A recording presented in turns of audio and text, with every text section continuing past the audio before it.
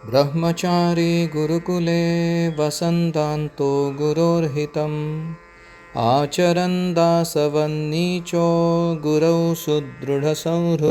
हम पढ़ रहे हैं my glorious master by his grace Bhuri Jan Prabhu, Auckland New Zealand 1976। Knowing Prabhupada, Prabhupada को जानना। Going through Fiji immigration, my daughter Vrindavan Leela, who was 1.5 years old, saw Prabhupada. Fiji जा रहे थे हम, ऑकलैंड से फिजी फ्लाइट में। तो वहाँ का इमिग्रेशन डिपार्टमेंट था। उसके सामने प्रस्तुत होते समय मेरी बेटी जो है वृंदावन लीला, जो उस साल 1.5 साल की उम्र थी उसकी, इसने पहली बार शायद प्रभुपाद जी को करीब से देखा। She excitedly stretched out her hand and pointed a finger in recognition. 1.5 साल का जो बेबी होता है वो कैसे बताता है आनंद को? उस व्यक्ति को देखने के बाद उसकी तरफ अपना हाथ बढ़ाता है और अपने फिंगर्स से पॉइंट करता है। Prabhupada, she said. Prabhupada looked at the small child and laughed with mild surprise. She knows me? Prabhupada ji ने उसकी तरफ देख के हास्य किया, इतना छोटा बेबी देखकर, और पूछा, इसको ये मुझे पहचानती है? Prabhupada was pleased and began patting her on the head and stroking her face for some moments before she ran shyly back to her mother. तो प्रभुपाद जी ने उसको सिर को सहलाया और उसके गाल को थोड़ा सा ऐसा स्ट्रोक किया। फिर वो लज्जा के कारण वो लड़की जो है वापस मम्मी के पास भाग गई। Purport. Vrindavan Leela had seen Prabhupada picture and heard his name since birth. जन्म से ही ये वृंदावन लीला ने प्रभुपाद जी का चित्र देखा था बार बार, और उनका नाम बार बार सुना था। पति पत्नी जब बात करें तो अपने गुरु के बारे में बार बार बोलेंगे। Her first words were, उसने पहली बार जिंदगी में कोई शब्द बोले रहेंगे, वो क्या थे? मम्मी पापा नहीं, Prabhupada. That was her words. When she got a little older, she would say, Prabhupada, when his picture was placed before her. वो थोड़ी बड़ी हो गई, जब भी प्रभुपाद जी के कोई चित्र को उसके सामने रखा जाता या पास में आ जाता, तो तुरंत वो बोलती, Prabhupada. Now she connected Prabhupada with his picture. अभी पहली बार ऐसा हुआ था कि बचपन से उसकी आदत थी पिक्चर को देख के प्रभुपाद बोलना है, अभी व्यक्ति ही सामने आ गया था, तो अचानक उसने पहचान लिया, यही है Prabhupada, and excitedly expressed her discovery with her outstretched finger. तो अब तक जो पिक्चर में देखते आई थी वो अचानक सामने व्यक्ति रूप में आ गए तो वो थोड़ी एक्साइट हो गई, उत्तेजित हो गई, और अपने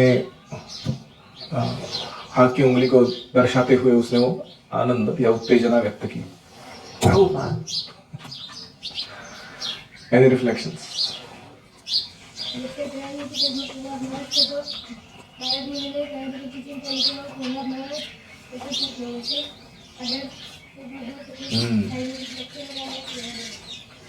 तो एक बहुत इंपॉर्टेंट वर्ड है, वो लिखिए।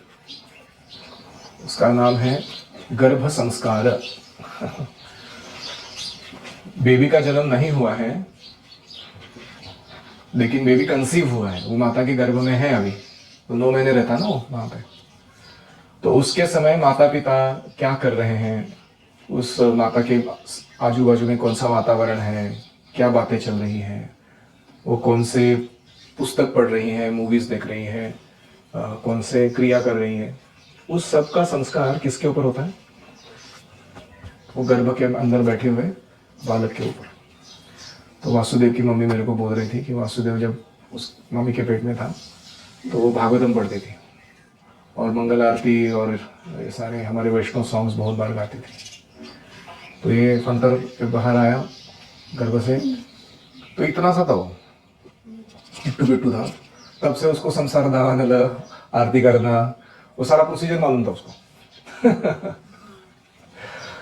तो उसको ज्यादा कुछ सिखाना नहीं पड़ा ऐसे कि ऐसे करते हैं वैसे करते हैं। क्यों? क्योंकि वो गर्भ में था तभी अनुभव करके रखा था, माता करती थी वो सारे कार्य, तो अपने आप वो पकड़ लिया है ना उसने।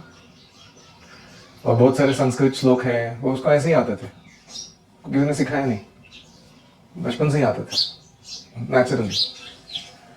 तो ये उदाहरण है कि गर्भ संस्कार कितना महत्वपूर्ण है। तो हमारे वैदिक संस्कृति में बच्चों को पैदा करना ये कोई एक्सीडेंट नहीं है, ये प्लान्ड बहुत ही सेक्रेड पवित्र ऐसा इवेंट है। आजकल के आधुनिक समाज में क्या आता है, स्त्री पुरुष एकत्र आते हैं और उनका कुछ कॉन्ट्रासेप्टिव काम नहीं किया करके बच्चे उत्पन्न हो जाते हैं, एक्सीडेंट।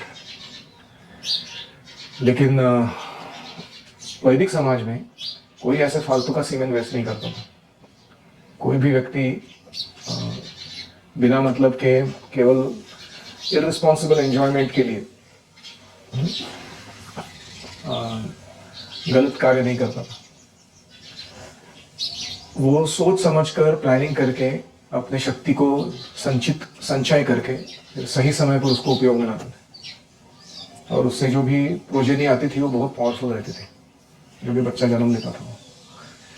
तो हम देखते हैं कि कैसे गुरुजन ध्रुव और माताजी ने, जगत तारिणी माताजी ने जो पुत्री को जन्म दिया, उसको बचपन से ये संस्कार था, माता के गर्भ से।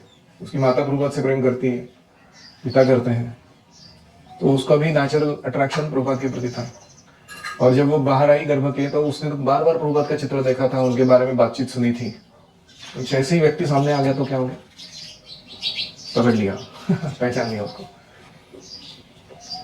हम देखते हैं कि परीक्षित महाराज जब गर्भ में थे तो उन्होंने किसका दर्शन किया था, कृष्ण का। अश्वत्थामा ने ब्रह्मास्त्र छोड़ा था उत्तरा के गर्भ में बैठे हुए परीक्षित को मारने के लिए, है कि नहीं। तो भगवान इतना थम साइज रूप धारण करके अलग अलग आयुध लेकर, एक हाथ में चक्र एक हाथ में गदा, वो भी वूम में घुस गए मम्मी के, और वहां उन्होंने उस ब्रह्मास्त्र के हीट को अपने शरीर में समा लिया, एब्जॉर्ब कर लिया, और वो बच्चे का जान बचाया।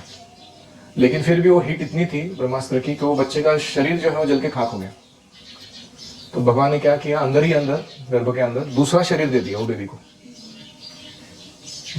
और ये सब किसने देखा, वो बेबी ने देखा कि मेरा ऐसे शरीर जल गया था, दूसरा शरीर मिला मुझे।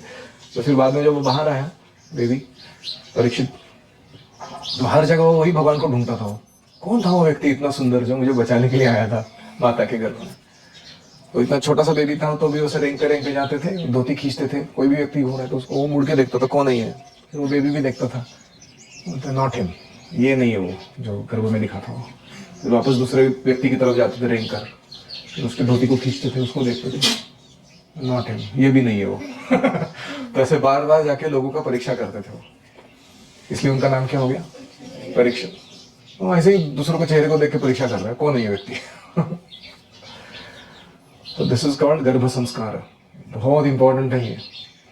तो आपको प्रयास करना है कि सही समय पर शादी करना है, सही गर्भाधान संस्कार, गर्भ संस्कार करके एक अच्छे पावरफुल सशक्त बलशाली आध्यात्मिक रूप से भी एकदम परिशुद्ध ऐसे आत्मा को जन्म देना है। So we are preparing for that now, है कि नहीं। ब्रह्मचर्य क्यों पालन करें हम लोग, ताकि हम ऐसे अच्छे संतान को जन्म दे सके आगे जाकर। टाइम पास काम नहीं है, ये कुत्ते बिल्लियों के काम नहीं है, ये मनुष्यों के काम है। और इसीलिए हमें प्रभुपाद से एक बार प्रभुपाद किसी का शादी करवा रहे थे, पहले हिप्पी थे वो दोनों, तो दोनों का प्रभुपाद जी ने शादी कराया, और उनकी शादी में उनके पेरेंट्स आए हुए थे। तो प्रभुपाद जी ने एक छोटा सा प्रवचन दिया, so now that you have got together as husband and wife, live happily in Krishna consciousness, Krishna भावना को पालन करते हुए खुशी से जियो एक दूसरे के साथ, and produce nice Krishna devotees, अच्छे बच्चे पैदा करो जो कृष्ण के भक्त हो। Don't produce cats and dogs, कुत्ते और बिल्लियों को पैदा मत करो। There are enough of them and the whole world is in trouble. Already बहुत सारे कुत्ते बिल्ली पैदा हो चुके हैं, सारा जगत उनके कारण दुख में है तुम मत और पैदा करना, तुम अच्छे भक्त पैदा करना। So this is how this is considered a very, very proper reciprocation towards the Guru to actually create good progeny in Grihastha Ashram and offer it in his service. This is perfection of Grihastha Ashram. माता पिता ने अगर हम पहले आश्रम में सीखते थे वो तो दूसरा आश्रम में आते थे दूसरा तो Can you say a little loudly what you're saying? तो ये एक श्लोक था कि हम ब्रह्मचर्य जैसे फॉलो करेंगे तो भी दूसरा आश्रम वाला वो लोगों को पाते हैं। मुझे श्लोक नहीं मालूम, लेकिन इनका कहना है कि अच्छा ब्रह्मचारी ही अच्छा गृहस्थ बन सकता है, अच्छा गृहस्थ ही अच्छा वानप्रस्थ बन सकता है, और अच्छा वानप्रस्थ ही अच्छा सन्यासी बन सकता है। That is his reflection. और कोई?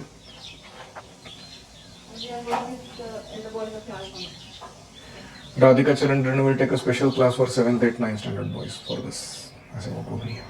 और कोई?